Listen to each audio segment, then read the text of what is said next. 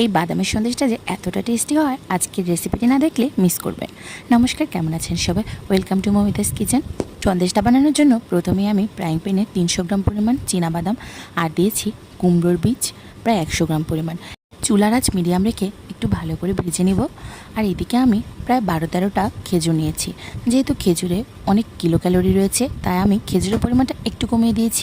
বাদামগুলো ভাজা হয়ে গেছে, এবারে নামিয়ে একটু ঠান্ডা করে মিক্সিতে বাদামগুলো ব্লেন্ড করে নেব। এইবারে পেনে বিচি ছাড়ানো খেজুরগুলো দিয়ে দিয়েছি আর একটু অল্প আঁচে রেখে খেজুরগুলোকে গলিয়ে নিতে হবে। এবারে বাদামের গুঁড়ো আর খেজুরটা ভালোভাবে মিশিয়ে নেব। দিয়ে দিচ্ছি 2 টেবিল চামচ পরিমাণ সাদা তেল। সব কিছু ভালোভাবে মেশানো হয়ে গেলে 1 চামচ পরিমাণ ঘি দিয়ে এরকম তেল তেলে আঠালো হয়ে গেলে নামিয়ে নেব। এবারে সন্দেশের মতো গোল গোল করে আমি এগুলো বানিয়ে নিচ্ছি। আপনারা চাইলে আপনাদের মন মতো শেপ দিয়ে বানিয়ে নিতে পারেন। সন্দেশগুলোর সাথে কোনো গুড় বা চিনি ব্যবহার করা হয়নি। এই সন্দেশগুলো একটু নরমই থাকবে। আর এই সন্দেশগুলো নর্মাল টেম্পারেচারে প্রায় 15 থেকে 20 দিন আপনারা সংরক্ষণ করে রাখতে পারবেন। তাছাড়া আপনারা চাইলে নর্মাল ফ্রিজেও 1 মাসের মতো রেখে প্রতিদিন একটা একটা করে খেতে পারবেন। আজ এ পর্যন্তই। Thanks for watching.